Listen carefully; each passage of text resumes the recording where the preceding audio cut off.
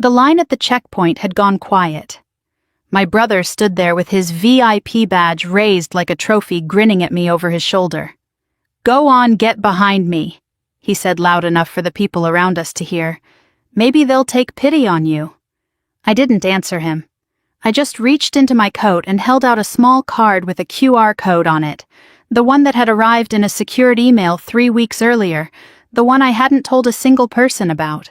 The woman at the scanner looked at her screen and her posture changed instantly. "I'm Nicole Turner. I'm 38 years old and I've spent most of my adult life in uniform doing work I was never allowed to talk about at dinner tables. In my family, that silence was mistaken for having nothing to say. My brother Brandon is 2 years older than me and has never met a room he didn't want to own. He works in political consulting, the kind of job that comes with a rotating cast of important people to photograph himself next to. He has a talent for making other people's proximity to power look like his own achievement. Growing up, he was the one my parents pointed to when relatives asked how their children were doing. I was the other one, the quiet one, the one who joined the army instead of law school, who came home on leave and got asked how much soldiers actually make, who missed birthdays because I was somewhere I couldn't name, and who learned slowly and without much drama that some rooms don't need an audience to matter. I want to be clear that I never resented Brandon for being who he is. What I resented, if I'm honest with myself, was the ease with which everyone around him decided that his version of success was the only one worth noticing. Mine happened without cameras. His happened at dinner parties. Over the years, I stopped correcting people. I stopped explaining what I did. It was easier to let them believe whatever story made sense to them, and frankly, most of what I did required exactly that kind of silence anyway. It came to a head on a Sunday evening at my parents' house, the kind of dinner where the pot roast is the least important thing being served. Brandon arrived 20 minutes late, phone already out, scrolling to something he clearly wanted us to see. "You are not going to believe this," he said, sliding his phone across the table to our mother first, because presentation has always mattered more to him than substance. It was an invitation, an actual, embossed invitation to a ceremony at the White House, the kind with a name printed on heavy cardstock and a wax-adjacent seal that probably cost someone real money to produce. My mother made a sound I can only describe as reverent. My father asked who he knew to get something like that. Brandon shrugged in the specific way people shrug when they want you to ask more questions, and launched into an explanation involving a client, a fundraising committee, and a senator's chief of staff, whose name he dropped with the casualness of a man setting a table. I sat there with my fork in my hand and said nothing because there was nothing useful to say. This was Brandon's moment, and I had long since learned not to compete for space that wasn't mine to take. That should have been the end of it. But Brandon has never been able to leave well enough alone when he senses an opening, and he sensed one in my silence. He turned to me, still holding that half smile he uses when he's about to say something under the guise of a joke. "You've probably never even walked through those gates, have you?" he said. It wasn't really a question. It was a small practiced cut delivered at a dinner table in front of people who loved us both and wouldn't call him on it. I smiled. Not because it didn't land, it did in the quiet way these things always land after 20 years of practice, but because I already knew something he didn't. 3 weeks earlier, sitting alone in my apartment with a laptop and a cup of coffee gone cold, I had opened a secured message from a Department of Defense address I didn't recognize at first. It requested my presence at a ceremony in Washington, D.C., under a designation I won't describe here except to say it wasn't the kind of invitation you get from knowing the right consultant. It was the kind you get from years of work most people will never hear about. Work that doesn't come with photographs, work that had apparently reached someone's desk in a way I hadn't anticipated. I read the message twice, closed the laptop, and didn't tell anyone. Not my mother, who would have wanted to call the whole family immediately. Not my father, who would have asked questions I wasn't cleared to answer. And certainly not Brandon, who would have found some way to make it about the fundraising committee he was so proud of. So when he asked me at that table whether I'd ever walked through those gates, I just smiled, picked my fork back up and said, "Not yet." He laughed, satisfied, and moved on to describing the seating arrangement he expected to have. My mother asked if he'd wear the Navy suit. Nobody asked me anything else for the rest of the night, which was fine. I had learned a long time ago that the moments that matter most are rarely the loud ones. They're the quiet ones you carry until it's time to use them. I finished my dinner, helped clear the table, and drove home in silence, turning the invitation over in my mind. I didn't know yet exactly what I was walking into. I only knew it wasn't going to be what Brandon expected, and for the first time in a long time, that was enough. Brandon didn't waste a single day turning that invitation into a personal press tour. By Monday morning, he'd already called our aunt in Ohio, our cousin in Charlotte, and apparently 3 people from his college fraternity, all to share the same piece of cardstock like it was a diploma. He posted a photo of the invitation on social media, angled just right, so the embossed seal caught the light, captioned with something about "humbled to be recognized among the nation's leaders." I saw it during my lunch break and set my phone face down on the table. My mother called that evening practically breathless. "Did you see what your brother posted? 300 likes already." I told her that was wonderful. I meant it mostly. Brandon has always needed the world's approval the way other people need water, and there was no use begrudging him something that came so naturally to him. What I minded, if I'm being honest, was what came next. "You should come by this weekend," she said. "Help him get ready. You know how he gets before something like this." I did know. Brandon, before an important event, is a specific kind of chaos, equal parts excitement and controlled panic, and somehow it always fell to whoever was nearby to manage it.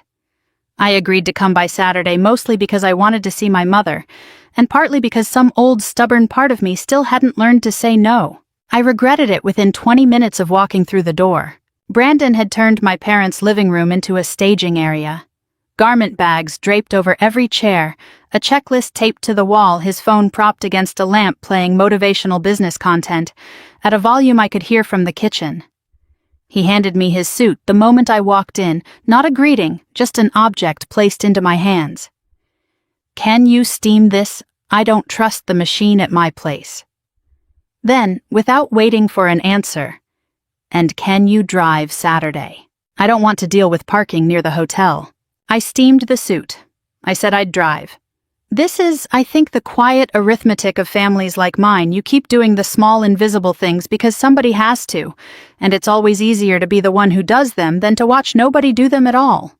It was somewhere around the 3rd demand of the afternoon that Brandon looked me over, actually looked at me for maybe the first time that day. "Don't wear your uniform, by the way," he said, folding a tie into his suitcase without looking up. "This isn't a base parade, it's a real event." I felt that land somewhere quiet in my chest, the way certain comments do when they're said so casually that arguing with them would make you look like the unreasonable one. I didn't say anything. I folded another shirt. My mother came in from the kitchen carrying a tray of coffee, and I watched her set it down in front of Brandon first, the way she always has, some habit worn so deep into our family's floor that nobody notices the groove anymore.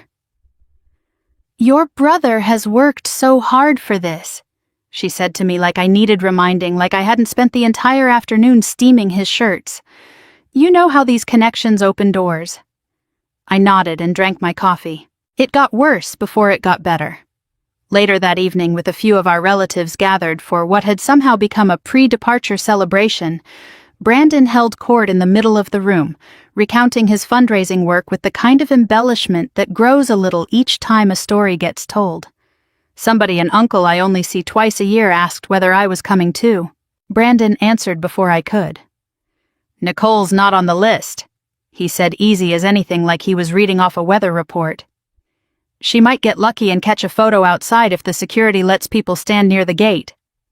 A few relatives laughed.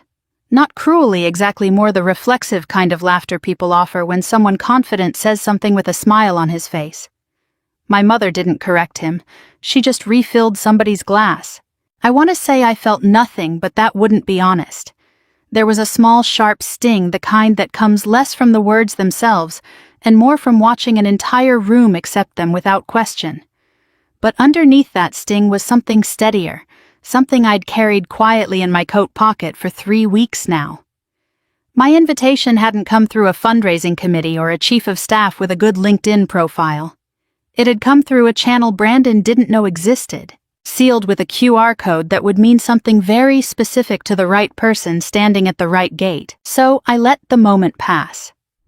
I've learned over the years that patience isn't the same as weakness, and silence isn't the same as defeat. Sometimes the strongest thing you can do is let people believe whatever story is easiest for them, right up until the moment the truth simply arrives on its own. Before the night ended, Brandon caught me by the door as I was leaving suitcase in hand for the morning drive. He didn't smile this time. There was something almost serious in his voice, the closest thing to sincerity I'd get from him all week. "When we get there," he said, "don't embarrass me." I looked at him for a long moment, feeling the weight of every graduation he'd skipped, every promotion he'd shrugged off, every homecoming he'd reduced to a question about my paycheck. Then I said simply, "I won't embarrass anyone." He took that as agreement. I let him. We left for Washington early Sunday morning, Brandon's SUV packed so tightly with garment bags that I had to hold my own suitcase on my lap for the first hour of the drive. He'd insisted on driving separately from our parents, so he could, in his words, get in the right headspace, which mostly meant 3 hours of him narrating his own career highlights to an audience of one. "You know I shook Senator Halbrook's hand at the spring gala," he said, eyes flicking to me in the rearview mirror like I might have forgotten since the last time he'd mentioned it. "Guy remembered my name the second time. That's how you know you've made an impression." I made a small sound of acknowledgement and looked out the window at the flat stretch of highway sliding by. This was the rhythm of every trip with Brandon, a monologue requiring only occasional punctuation from whoever happened to be sitting nearby. Somewhere past the Maryland line, he started in on advice. Actual unsolicited advice about how to behave in what he called rooms like this. Don't speak unless spoken to. Don't hover near the important people. Let him do the introducing if anyone asked. I listened to all of it with the strange calm of someone watching a familiar play from the wings, having long since memorized every line. I found myself thinking without meaning to about the years that had led to this drive. My graduation from officer training, the ceremony my parents missed because Brandon had a work event that same weekend that nobody wanted to reschedule. My promotion announced over a phone call that lasted 90 seconds because everyone was busy with Brandon's move to a bigger apartment. The month I came home after a deployment, nobody in my family ever asked details about, except to wonder aloud whether the pay bump was worth it. I didn't dwell on any of it long. There's no use rehearsing old wounds when you already know how the story ends. I let the memories surface, acknowledge themselves, and pass the way you'd let a difficult stretch of turbulence pass without gripping the armrest. The hotel when we arrived came with its own small indignities. Brandon had booked himself a suite on the top floor and left me with a standard room 2 floors below, explaining without much apology that he needed the space to think clearly before something this big.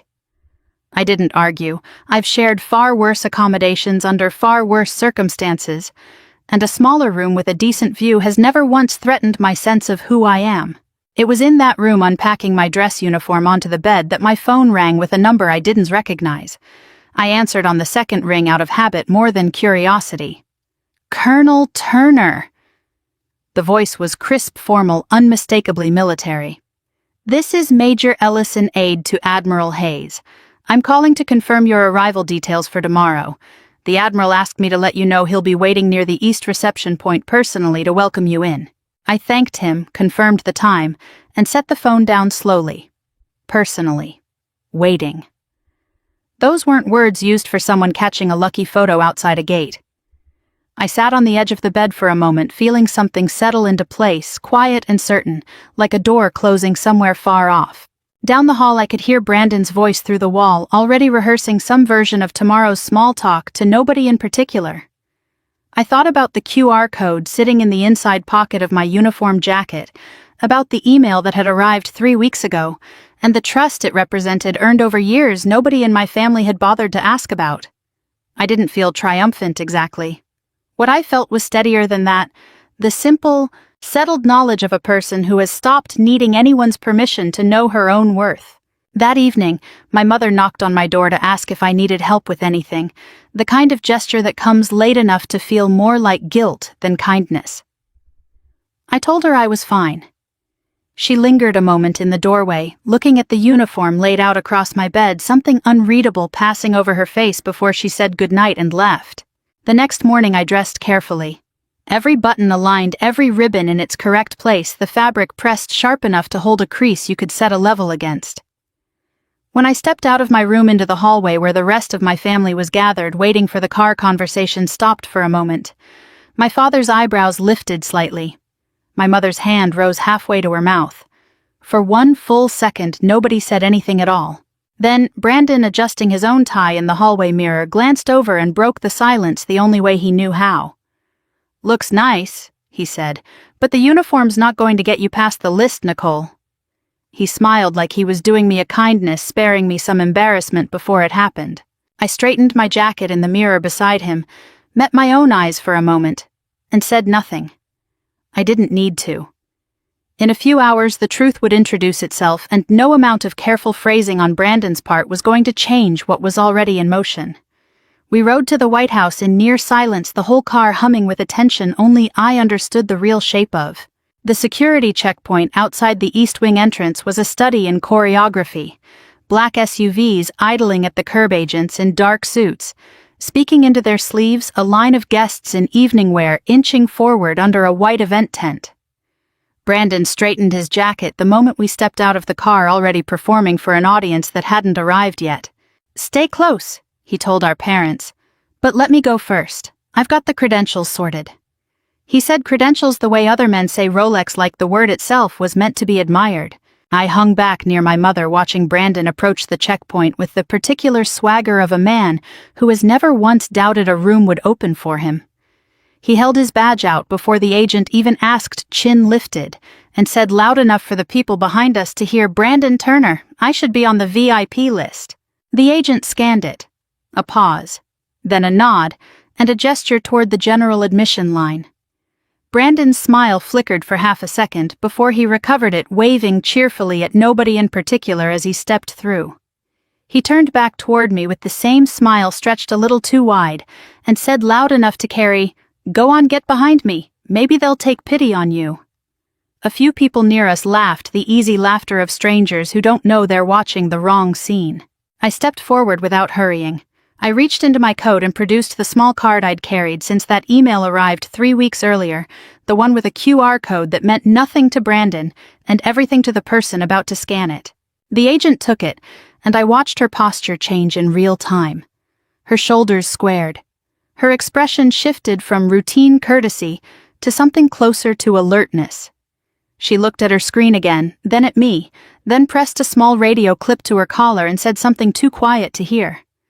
A second agent moved toward us. I felt Brandon's eyes on me, delighted, clearly assuming I'd triggered some kind of problem. "Trouble already," he said under his breath, not quite able to hide the satisfaction in it. I didn't answer him. I didn't need to. A tall man in dress uniform, silver stars catching the tent lights, was already crossing toward us with the unmistakable bearing of someone used to rooms rearranging themselves around him. The young woman at the checkpoint turned to him and said 4 words that changed the temperature of everything around us. "Sir, she's here." The Admiral extended his hand to me before he'd even fully arrived, and I took it, feeling the old familiar steadiness settle back into my spine. "Colonel Turner," he said, "welcome. We've been expecting you." Behind me, I heard my mother's breath catch. I didn't turn around to look at Brandon's face, though I didn't need to. I could feel the silence radiating off him like heat off pavement. "Admiral Hayes," I said, "thank you for having me." "The honor's ours," he replied, and then glancing briefly past me at my very quiet family, "Please come with me, Colonel. The ceremony can't begin without you." I walked past the general admission line, past the velvet rope, past my brother standing frozen with his badge still in his hand, the one that had gotten him exactly as far as the ordinary line and no further. I didn't gloat. I didn't need to say a single word to him. The moment had already said everything necessary on its own. As I passed, I caught the briefest glimpse of Brandon's face, not anger, yet not even embarrassment, just a kind of stunned recalculation, like a man watching a map he'd trusted his whole life turn out to have been drawn upside down. Walking beside Admiral Hayes toward the East Wing entrance, I felt something unclench in my chest that I hadn't fully realized I'd been holding for years. Not vindication exactly. I've never needed Brandon's humiliation to feel whole, but something quieter and more solid. A recognition finally spoken aloud in a place that mattered of years I'd spent doing work nobody at my family's dinner table had ever thought to ask about. "Long flight in?" the Admiral asked as we walked, making easy conversation the way senior officers often do to put junior ones at ease, though I hadn't needed easing in a long time.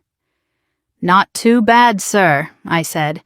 "Just a long drive with family." Something in my tone must have carried more than I intended, because he glanced at me with the faint, knowing look of a man who has led people long enough to read what isn't said. He didn't ask further. He didn't need to.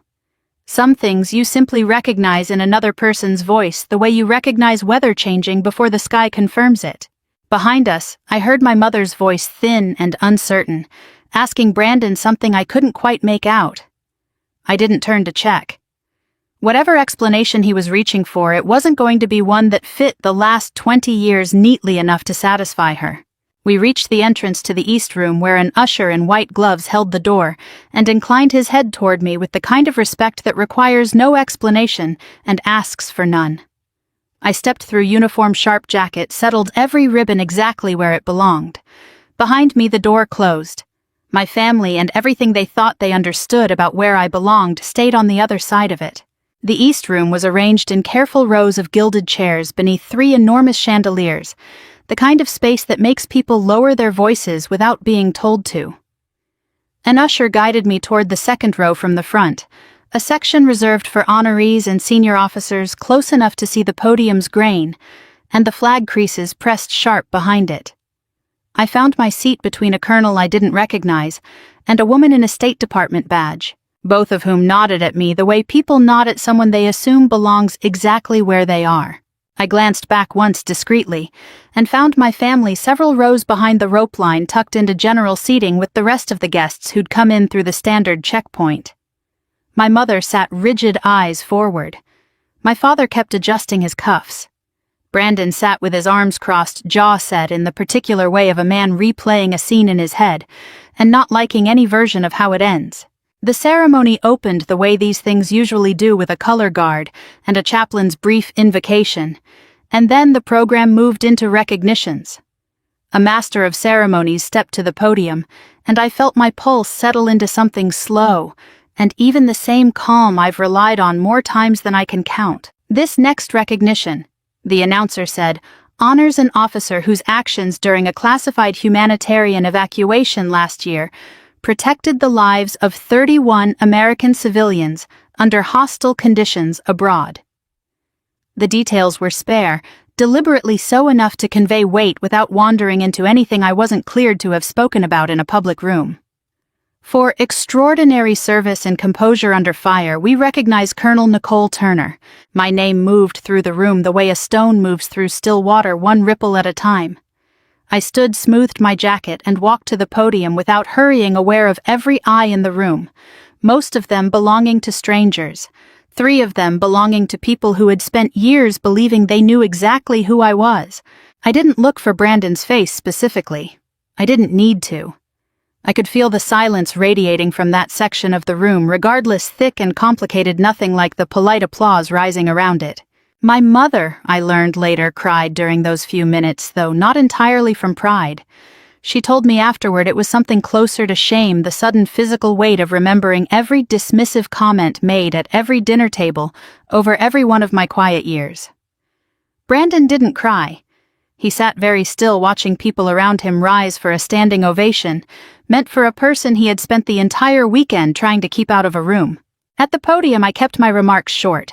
I've never trusted long speeches, mine or anyone else's, and this moment didn't call for one. I spoke briefly about the people I'd served alongside, about quiet work that doesn't come with headlines, about the kind of service that asks nothing of an audience because it was never meant to have one. I said something about dignity not requiring witnesses to be real. I didn't mention Brandon by name. I didn't need to. Some people in that audience would understand exactly what I meant, and the ones who didn't had no reason to. When I stepped down, Admiral Hayes shook my hand again, and a photographer captured the moment for what I later learned would be an official Department of Defense release. Somewhere behind me in general seating, I imagined Brandon watching that photograph get taken and understanding for the first time in his life that not every important picture requires his presence in the frame. The reception afterward moved into an adjoining hall, cordoned by a line of aides and a discreet rope that separated honorees from general guests. I was speaking with the State Department officer from earlier, when I caught sight of Brandon approaching, weaving through the crowd with the particular energy of a man trying to look casual while clearly on a mission. He'd clearly spotted an opportunity proximity to me, and by extension proximity to whatever this recognition represented. He didn't get far. A young aide in a dark suit stepped smoothly into his path before he'd crossed halfway across the room, polite but immovable. "Only authorized personnel beyond this point, sir," she said, the same even tone she likely used 100 times that evening for 100 different guests who'd wandered too close to the wrong section. Brandon opened his mouth, I imagined, to explain that he was my brother, that surely that meant something, but the aide had already turned to greet the next person in line, and the moment closed itself before he could finish forming the sentence. I watched this from across the room without moving toward him, without any particular satisfaction, just a plain settled awareness of how thoroughly the evening had rearranged itself. For years, Brandon had decided where I stood in every room we shared. Tonight, for the first time, the room had made its own decision, and it hadn't required my permission or his approval. I finished my conversation with the officer, accepted a few more handshakes from people whose names I'd likely forget by morning, and allowed myself quietly to simply exist in a moment that belonged entirely to me. Not shared, not borrowed, not something I needed anyone at that rope line to validate. Across the room, my mother caught my eye, once her expression somewhere between pride and apology, unable to settle fully into either. I gave her a small nod, nothing more. There would be time later for whatever conversation was coming. Tonight wasn't for that. Tonight was simply for standing finally in a room I had earned my own way into. I thought the story ended at that rope line, but Brandon has never been a man to let a bad night stay bad without trying to rewrite it. By the following morning before our flight home, he'd already found a way to make the ceremony about himself. I saw it first on my phone during breakfast, a notification from an old family friend tagging me in a comment.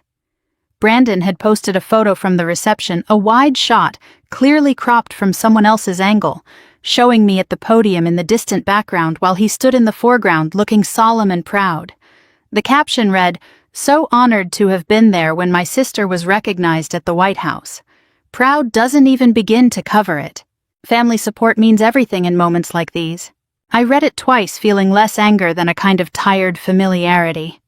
This was, after all, the same instinct that had driven him to raise his badge like a trophy at a checkpoint less than 24 hours earlier. Somewhere in his mind, the story had already rewritten itself into one where he'd played some quiet, supportive role in getting me there. I let it go.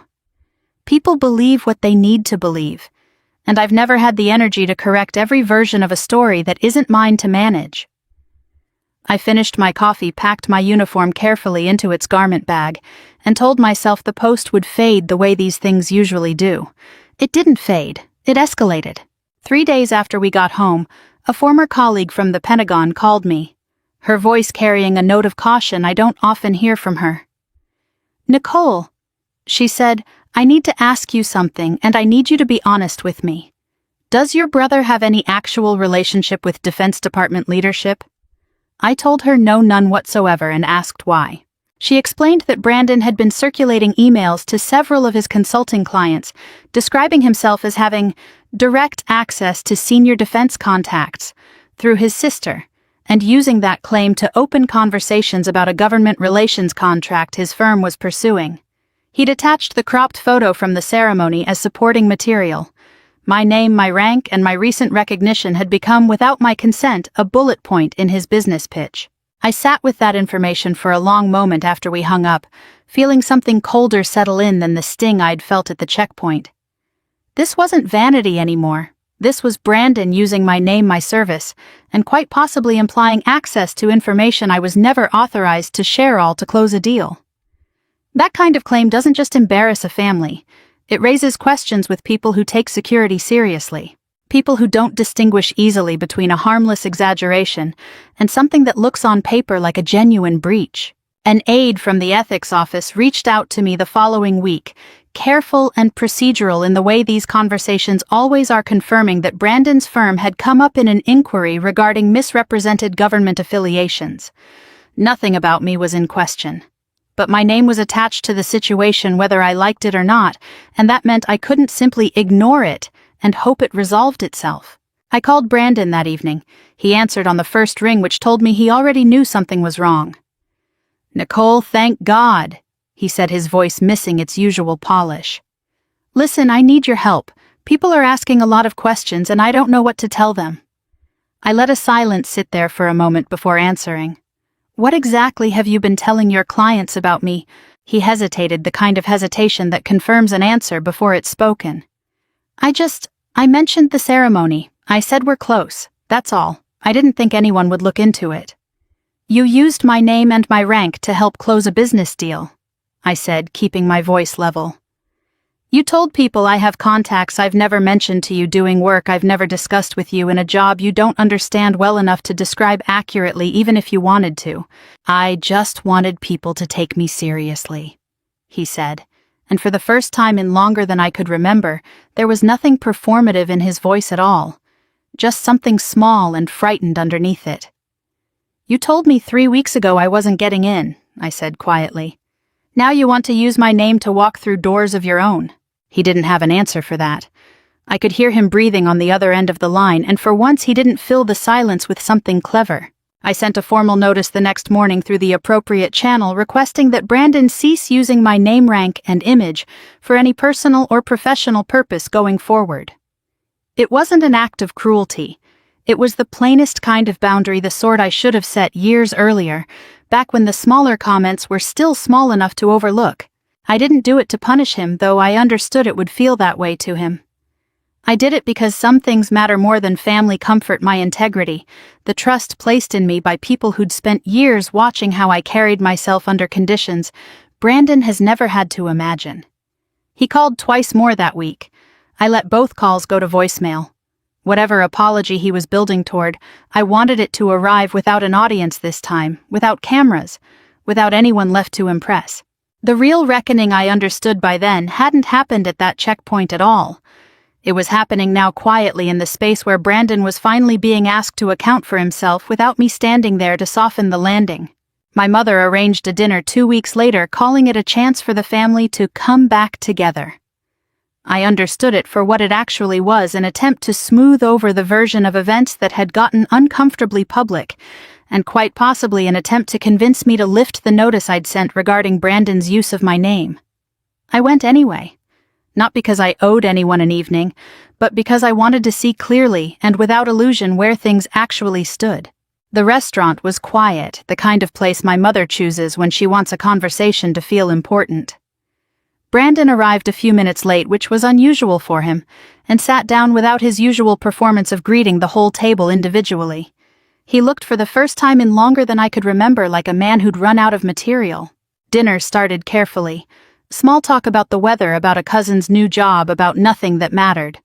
It was my mother who finally broke the surface of it, setting down her fork with a small, deliberate motion.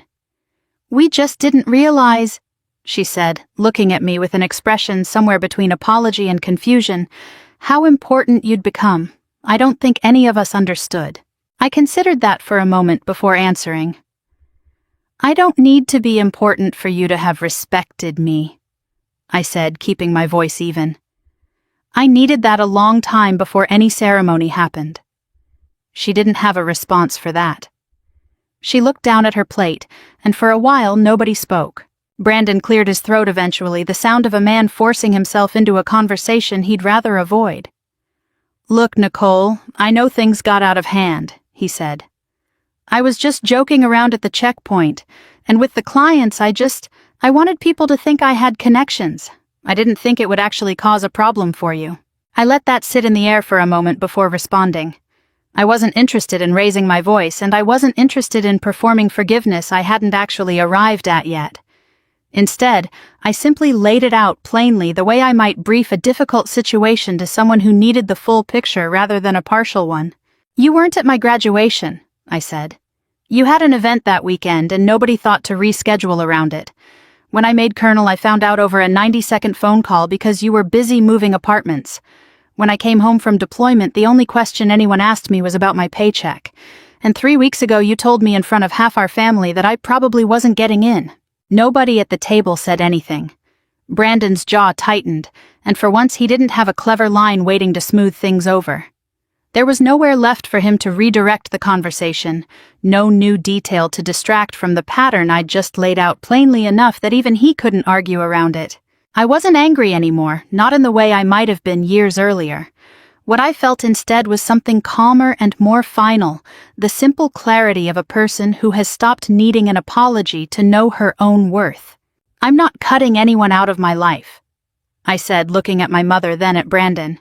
"But I'm done letting people use my name, my rank, or my work to serve themselves. If you want to be part of my life going forward, it starts with actual respect, not performance, not photo captions, the real thing."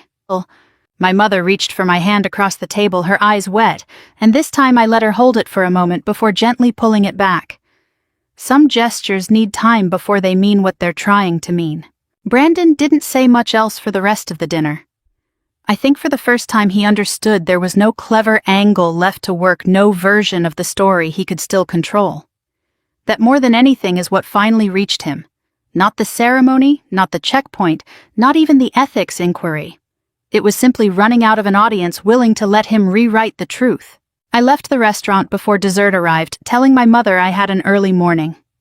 Outside, the DC air had that particular chill it gets in early evening streetlights just beginning to flicker on along the avenue. I walked toward the hotel, slowly past the glass front of the lobby, catching my own reflection in it for a moment, before stepping through the doors.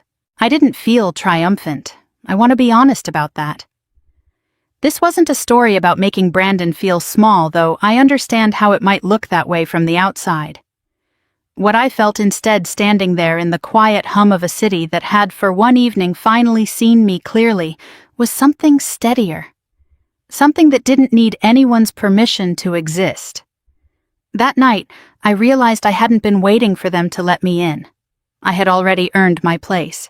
If this story meant something to you, I'd love to know where it found you. Tell me in the comments what part hit you the hardest.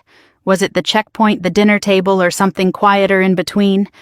I have so many more stories like Nicole's waiting to be told stories about the quiet ones who finally get their moment. So, if you don't want to miss what's coming next, hit subscribe and stay close. Let's keep walking through these doors together.